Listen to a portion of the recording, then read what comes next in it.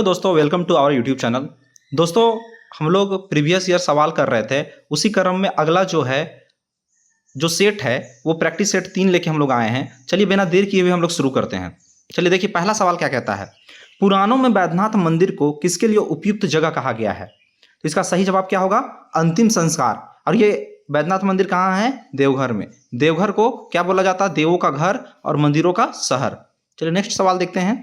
दूसरा, लाल गलियारा वे जिले हैं जो काफी क्या अनुभव करते हैं? तो जो लाल गलियारा है वो नक्सलवाद, माओवाद या उग्रवाद से प्रभावित जो भी जिले हैं उसको रेड कॉरिडोर या लाल गलियारा के नाम से जानते हैं, है ना। चलिए अगला सवाल है, तीसरा नंबर का सवाल देखिएगा। उलिहातू धरती आबा का जन्म स्थान झारखंड के किस जिले में है? आप सभी को मालूम होगा धरती आबा भगवान बिरसा मुंडा का जन्म स्थान जो कि उलिहातू में है वो किस जिला में पड़ता है? खुट्टी में। चलिए चौथा नंबर का सवाल देखिए, विकास की गति में तेजी लाने के लिए जैप आईटी है ना की संकल्पना की गई थी कब? तो ये की गई थी 2004 में, है ना। और इसका पूरा नाम क्या होता है? सूचना प्रौद्योगिकी। चलिए नेक्स्ट सवाल हम लोग देखते हैं। भारत में पांचवा नंबर का सवाल देखिए, भारत की जो गवर्नर जनरल ने इंडियन स्कूल ऑफ माइंस की स्थापना की थी, तो ये हॉर्डिंग नहीं होगा, है ना। ये किया था लॉर्ड इरविन। किसने किया था? लॉर्ड इरविन ने। इंडियन स्कूल ऑफ माइंस की स्थापना लॉर्ड इरविन ने कब किया था? 1926 ईस्वी में। कब किया था? 1926 ईस्वी में। चलिए छठा नंबर का सवाल देखिए, धनबाद किस रेलवे क्षेत्र के अंतर्गत आता है? ये आता है पूर्वी मध्य रेलवे। और धनबाद से सबसे ज्यादा राजस्व संग्रह किया जाता है ना। चलिए अगला सवाल देखिएगा, सातवां नंबर का, ततलोई गर्म पानी का झरना कहाँ स्थित है? इसका सही जवाब क्या हो जाएगा? दुमका में। चलिए आठवां नंबर का सवाल देखिए, रांची जिले में सबसे अधिक संख्या में कौन सी जनजाति मिलती है? तो सबसे ज्यादा कौन सी जनजाति है? मुंडा जनजाति। चलिए अगला सवाल देखते हैं, 9 नंबर का सवाल, सरायकेला कस्बा किस नदी के किनारे स्थित है? तो ये किसके किनारे स्थित है? तो खरकई नदी के किनारे। चलिए अगला सवाल है 10 नंबर का, राज्य की संथाल जनजाति कौन सा कार्य करती है? देखिए संथाल जनजाति मेनली बुनकर का कार्य करती है। अगर बुनकर नहीं रहे तो ये बर्तन बनाने का भी कार्य करती है, लेकिन फर्स्ट में आपका ऑप्शन क्या होना चाहिए? बुनकर। चलिए अगला सवाल देखते हैं, शासन एक स्थान है जहां मुंडा, शासन एक ऐसा स्थान है जहां मुंडा क्या करते हैं? तो अपने पूर्वजों की अस्थियों को क्या करते हैं? रखते हैं। चलिए अगला सवाल देखते हैं, बोकारो में इस्पात कारखाने में लौह अयस्क की आपूर्ति कहां से की जाती है? तो बोकारो के जो कारखाना है उससे लौह अयस्क की आपूर्ति होती है क्योंझर खान। क्योंझर खान कहाँ है? तो क्योंझर खान है उड़ीसा में। कहाँ है? उड़ीसा में। चलिए नेक्स्ट सवाल देखते हैं, 13 नंबर का सवाल, अमानत नदी किस में गिरती है? तो उत्तरी कोयल की 2 सहायक नदियां हैं, एक है औरंगा और दूसरा है क्या? अमानत, है ना। तो औरंगा और अमानत किसकी? उत्तरी कोयल की 2 सहायक नदियां। इसका सही जवाब क्या होगा? उत्तरी कोयल। चलिए अगला सवाल 14 नंबर का, कौन सा झारखंड के कला के रूप में एक है? कला के रूप में प्रसिद्ध है गंजू चित्रकारी जो है वो किस रूप में प्रसिद्ध है झारखंड में? तो कला के रूप में छऊ है ना, छऊ नृत्य है, गंजू चित्रकारी है, पैथकर चित्रकारी है, ये सब का झारखंड में प्रचलित है। चलिए नेक्स्ट सवाल देखते हैं, 15 नंबर का सवाल, बोकारो निम्न से किस कंपनी का आवास नहीं है? बोकारो में क्या कौन सा कंपनी नहीं पाया जाता? तो जिंदल नहीं पाया जाता है ना। जिंदल कहाँ पाया जाता है? आपका पतरातू में पाया जाता है जिंदल, ठीक है। चलिए अगला सवाल देखते हैं, 16, बोकारो इस्पात संयंत्र किसकी सहायता से बना है? तो सोवियत संघ या रूस, है ना, इसके सहायता से बना है। 17 नंबर का सवाल देखिए, बोंगा किस कबीले के देवता है? बोंगा हू जनजाति के देवता है। 18 नंबर का सवाल देखिए, महेंद्र सिंह धोनी का पैतृक जिला क्या है? महेंद्र सिंह धोनी का पैतृक जिला, हालांकि इनके पिता जो थे वो यूपी के अल्मोड़ा से आते हैं, लेकिन इनका जो पैतृक जिला है ना वो रांची ही कहलाएगा, ठीक है।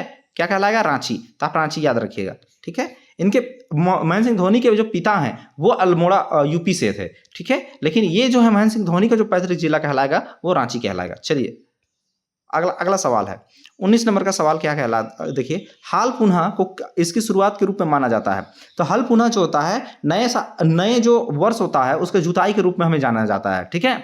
चलिए अगला सवाल 20 नंबर का, खड़िया जनजाति की अनेक पारंपरिक मान्यता किस जनजाति से मिलती है? तो खड़िया जनजाति जो किससे संबंधित है? द्रविड़ों से संबंधित है। किससे संबंधित है? द्रविड़ से। अगला सवाल देखिए 21 नंबर का, झारखंड में ढाल विद्रोह कब शुरू हुआ था? तो ढाल विद्रोह 1767 से लेकर 1777 ईस्वी 10 वर्षों तक चला था और इसके नेतृत्वकर्ता कौन थे? जगन्नाथ ढाल। चलिए नेक्स्ट सवाल देखते हैं 22 नंबर का, झारखंड में राष्ट्रपति शासन कितनी बार लगाया गया है? पिछली बार भी मैंने बताया था कितनी बार लगा है, तो 3 बार लगा है ना, 2009, 2010 और 2013 में। चलिए अगला सवाल देखिए 23 नंबर, अपनी बेटी अपना धन योजना किसके लिए है? तो बीपीएल परिवार की लड़कियों के लिए है, ठीक है। बीपीएल परिवार चाहे वो अनुसूचित जाति से हो, पिछड़ा वर्ग से हो, वो सभी लड़कियों के लिए जिसके पास क्या है? बीपीएल कार्ड धारक है, उन सभी लड़कियों के लिए है। चलिए अगला सवाल है 24 नंबर का, झारखंड में सबसे ऊंचा स्थान कौन सा है? तो आप लोग सभी को पता होगा, पारसनाथ पहाड़ी जो है सबसे ऊंचा स्थान, इसको सम्मित शिखर भी कहा जाता है। और इसकी ऊंचाई कितनी है, इसकी ऊंचाई जो है वो कितनी है, 1365 मीटर है ना, या 4478 फीट, ये दोनों याद रखिएगा। चलिए अगला सवाल है, इस्लाम खान ने 25 नंबर का सवाल देखिए, इस्लाम खान ने राजमहल से अपनी राजधानी कहाँ हस्तांतरित कर दी थी, तो ये कर दी थी ढाका में। चलिए अगला सवाल, 1857 के विद्रोह के दौरान रामगढ़ बटालियन का मुख्यालय कहाँ था, इसका मुख्यालय कहाँ था, रांची में। अगला सवाल देखिए 27 नंबर का, 2011 में झारखंड कौन सा राष्ट्रीय खेल का आयोजन किया था, सभी को पता होगा 34वें राष्ट्रीय खेल का आयोजन हमारे यहाँ हुआ था 2011 में, ठीक है। इसका शुभंकर क्या था, तो छुआ था, हिरन का बच्चा। चलिए अगला सवाल देखते हैं हम लोग, अब 28 नंबर का, कोरबा जनजाति के पंचायत को क्या कहते हैं, तो भैयारी कहते हैं, क्या कहते हैं, भैयारी।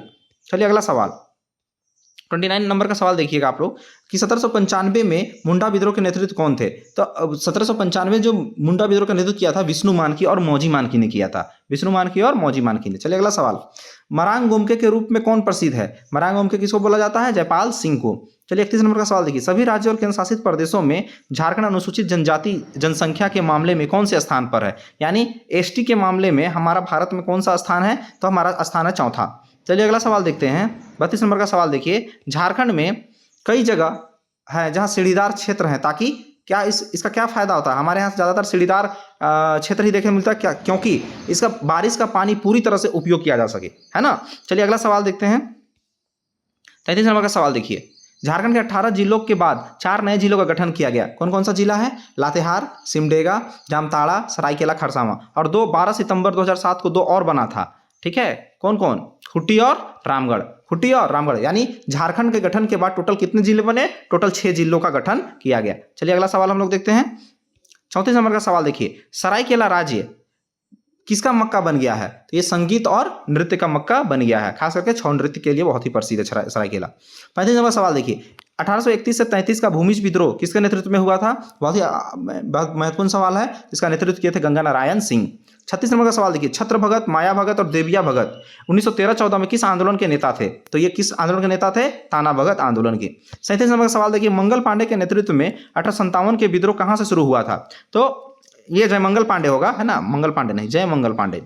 जयमंगल पांडे ने नेतृत्व किया था कहां से, डोरंडा से, कहां से नेतृत्व किया था, डोरंडा से। चलिए अगला सवाल देखते हैं हम लोग, 38 नंबर का सवाल देखिए, किस जनजाति में गोत्र प्रथा नहीं है, तो सौरिया पहाड़िया, सौरिया पहाड़िया में क्या नहीं है, गोत्र प्रथा नहीं पाई जाती है। अगला सवाल है, एचएससी एक सरकारी उपक्रम को कब स्थापित किया गया था, तो एचएससी की स्थापना 1958 में रूस और चेकोस्लोवाकिया की सहायता से इसको स्थापित किया गया था। 40 नंबर का सवाल देखिए आप लोग, कृषि में झारखंड का सर्वाधिक विकसित क्षेत्र कौन सा है, इसका सही जवाब क्या होगा, उत्तर पूर्वी सीमांत कृषि प्रदेश, है ना। तो इस तरह से हम लोगों ने ये सेट को 40 सवालों को कंप्लीट किया। चलिए मिलते हैं फिर से एक नए सेट के साथ में, तब तक के लिए धन्यवाद, जय हिंद।